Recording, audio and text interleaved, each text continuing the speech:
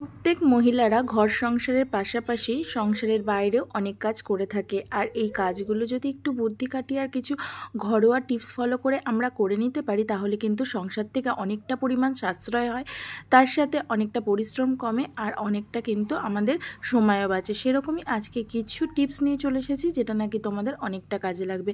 বন্ধুরা, আমরা প্রত্যেকেই কিন্তু এরকম অ্যান্ড্রয়েড ফোন ব্যবহার করে থাকি, আর এখনকার অ্যান্ড্রয়েড ফোনগুলো কিন্তু প্রচণ্ড পরিমাণে দামি হয়। আর যেহেতু এখন বর্ষাকাল, মানে বৃষ্টি পড়ছে প্রচণ্ড, তো আমাদের অবশ্যই এই মোবাইলগুলোর ক্ষেত্রে একটা কাজ করে নিতে হবে। যখনই আমরা বাইরে বেরোবো তখন কি করব, মোবাইলটাকে এরকম একটা প্লাস্টিকের মধ্যে, প্লাস্টিকের যে পলিথিন ব্যাগগুলো আছে সেই প্লাস্টিকের মধ্যে এইভাবে কিন্তু একটা গার্ডারের সাহায্যে ভরে নেব।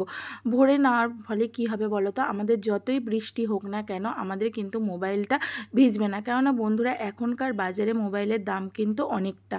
তো আমরা যদি এরকম প্লাস্টিক দিয়ে তারপরে মোবাইলটাকে এরকম বেঁচিয়ে নিতে পারি, তাহলে কিন্তু মোবাইলের ভেতরে কোনো জল তো ঢুকবেই না, আর মোবাইলটা কিন্তু একদম সেফটি থাকবে। আর দেখো, প্লাস্টিকের উপর দিয়ে কিন্তু আমরা মোবাইলের সমস্ত কাজও করতে পারবো।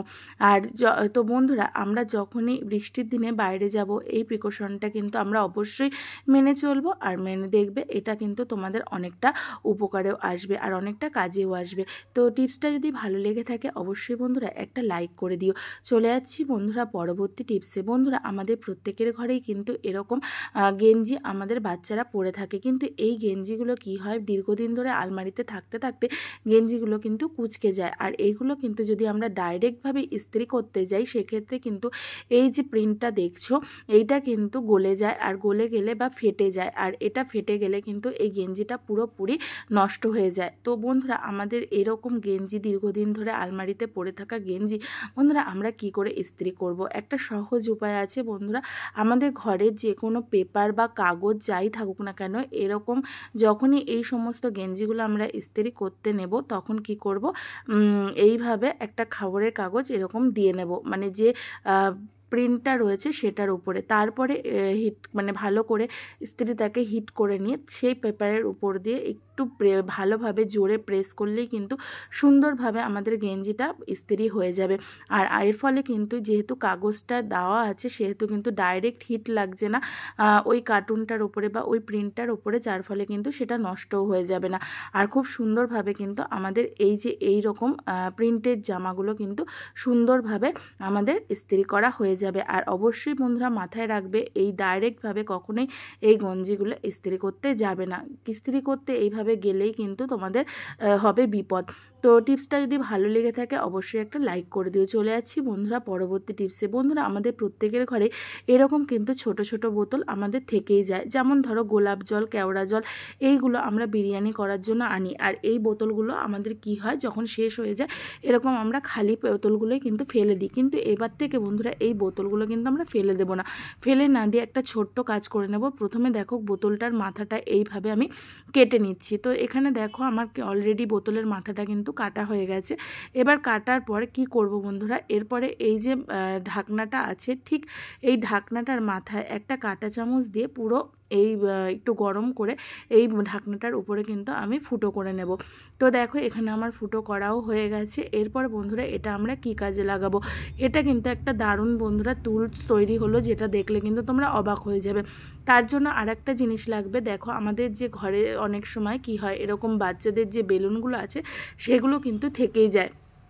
আর এই বেলুনগুলো আমরা কিন্তু ফেলে দেব না, ফেলে না দিয়ে এক ছোট্ট কাজটা করে নেব। বেলুনটা দেখো এইভাবে কিন্তু আমি মাথার অংশটা কাট করে নিচ্ছি। তো কাট করে নেওয়ার পর বাকি যে অংশটা আছে সেটা আমি অন্য কাজে লাগাবো। এরপরে তোমাদেরকে এই পার্টটা আমি কি কাজে লাগাবো সেটাই তোমাদের সঙ্গে শেয়ার করছি। তো দেখো, এইভাবে মাথাটাকে এই বোতলের ঠিক পেছনের দিকটা এইভাবে কিন্তু আটকে দেব। আটকে দিলেই এটা কিন্তু একটা দারুণ ইউজফুল একটা জিনিস তৈরি হচ্ছে, যেটা নাকি তোমরা দেখলে অবাক হয়ে যাবে। বন্ধুরা, আমরা যখন সিঙ্কে দাঁড়িয়ে বাসন মাজি তখন কি হয়, এই রকম যে কলের যে মুখগুলো আছে এগুলো কিন্তু আমরা ব্যবহার করে থাকি। আর এই কলের মুখগুলো কি হয়, দীর্ঘদিন ধরে ব্যবহার করতে করতে একটা সময় গিয়ে কিন্তু নষ্ট হয়ে যায়।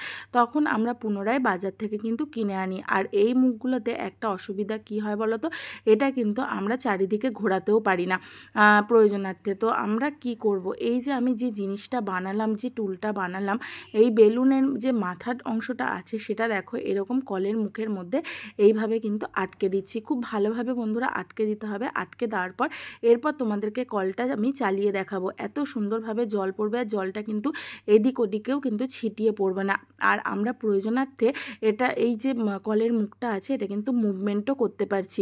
তো বন্ধুরা একটা ঘরে থাকা মানে ঘরে যে জিনিসটা আমরা ফেলে দিতাম সেই ফেলে দেওয়া জিনিসটা বন্ধুরা আমরা কিন্তু সহজে একটা ঘরের জিনিস কাজ করে নিতে পারছি, একটা ইউজফুল জিনিস বানিয়ে নিতে পারছি।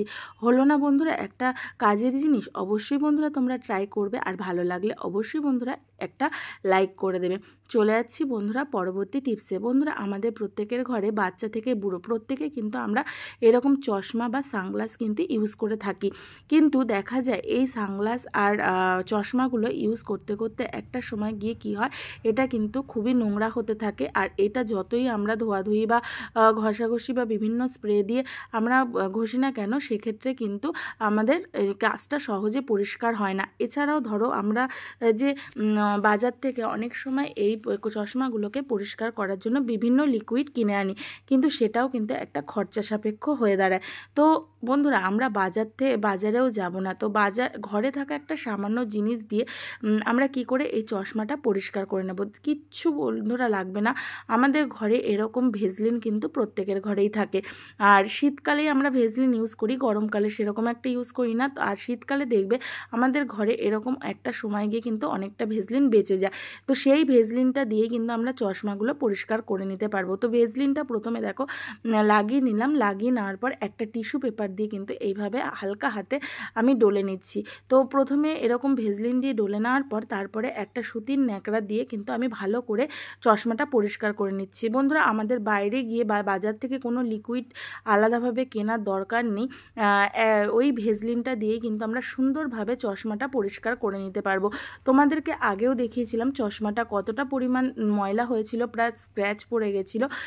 আর এখন দেখো ভেজলিন দিয়ে পরিষ্কার করার পর আমার কিন্তু চশমাটা একদম চকচকে হয়ে যাচ্ছে। তো এইভাবে কিন্তু তোমরা ঘরে থাকা জিনিস দিয়ে কিন্তু সহজে করে নিতে পারবে, আলাদা করে তোমাদের দোকানে যাওয়ার কোনো প্রয়োজন পড়বে না। দেখো কতটা পরিমাণ কিন্তু পরিষ্কার হয়েছে। অবশ্যই বন্ধুরা এই টিপসটা তোমরা মেনে চলবে, দেখবে তোমাদের কাজে লাগবে। আর ভালো লাগলে অবশ্যই বন্ধুরা একটা লাইক করে দিও আর একটু শেয়ার করে দিও। চলে যাচ্ছি বন্ধুরা পরবর্তী টিপসে। বন্ধুরা আমাদের অনেক সময় হয় কি, যখন আমরা ঘরে এরকম চা ছাঁকনি কিন্তু ইউজ করে থাকি, প্লাস্টিকের যে চা ছাঁকনিগুলো আছে, কিন্তু অনেক দীর্ঘদিন ধরে ইউজ করতে করতে এই প্লাস্টিকের চা ছাঁকনিগুলো আমরা একটা সময় গিয়ে কিন্তু ব্যবহার করা ছেড়ে দিই। আর ফলে আমরা এই ছাঁকনিগুলো ফেলেই দিই, কারণ এই ছাঁকনিগুলো ইউজ অ্যান্ড থ্রো আমরা প্রত্যেকেই জানি, বারবার কিন্তু এগুলো ইউজ করা যায় না। তো এই চা ছাঁকনিটা ফেলে না দিয়ে একটা ছোট্ট কাজ করে নেব। দেখো ছাঁকনিটার মাথার অংশটা প্রথমে এখানে কাট করে নিচ্ছি, আর দেখতেই পারছো এটা কিন্তু গরমে অনেকটা গলে গেছে, আর ছাঁকনিটা কিন্তু একদম আমার নষ্ট হয়ে গেছে।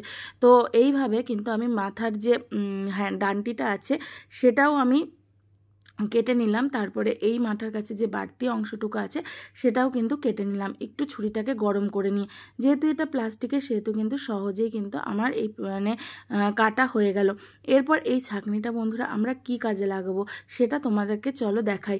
বন্ধুরা আমরা কি হয়, আমরা যখন সিঙ্কে বাসনকোসন মাজি বা যে সমস্ত বাসনকোসন রাখি, সেখানে কিন্তু ছোট ছোট খাবারের টুকরো থেকেই যায়। আর এই খাবারের টুকরোগুলো কি হয়, আমাদের এই নলের মুখে এসে জমা হয়। আর নলের মুখে কি হয়, যদি কোনো জালি না থাকে তখন কিন্তু এই পাইপের মধ্যে ওই খাবারগুলো আটকে যায়, তখনই কিন্তু সিঙ্কটা আমাদের ভরে যায় জলে, আর তখনই সিঙ্কটা নষ্ট হয় আর বিভিন্ন পোকামাকড়ের উপদ্রব হয়। তো এই যে ফেলে দেওয়া এই ছাঁকনিটা, এটা কিন্তু আমাদের এই জালির কাজ করবে। এরপরে বন্ধুরা আমরা যখনই সিঙ্কে কোনো কাজ করব, তো ছোট ছোট যে খাবারের টুকরোগুলো আছে সেগুলো কিন্তু আমাদের কি হবে, এই জালিতে গিয়ে আটকে যাবে। এটা কিন্তু আর নলের ভেতরে ঢুকে যাবে না, নলটা কিন্তু আমাদের জামও হয়ে যাবে না, আর কোনো পোকামাকড়েরও কিন্তু উৎপাত হবে না। তো হলো না বন্ধুরা একটা ফেলে দেওয়ার জিনিস দিয়ে একটা ইউজফুল টিপস। অবশ্যই বন্ধুরা তোমরা টিপসটা মেনে চলো। আর যদি বন্ধুরা আজকের টিপসগুলো ভালো লেগে থাকে একটা লাইক করে দিও, কমেন্ট করে জানিও, আর তোমাদের বন্ধু বান্ধব আত্মীয় পরিজনের মধ্যে অবশ্যই ভিডিওটা শেয়ার করে দিও। আর নতুন যারা বন্ধু আছো চ্যানেলটাকে সাবস্ক্রাইব করে দিয়ে পাশে থেকো। চলো বন্ধুরা আজকের মতো টাটা।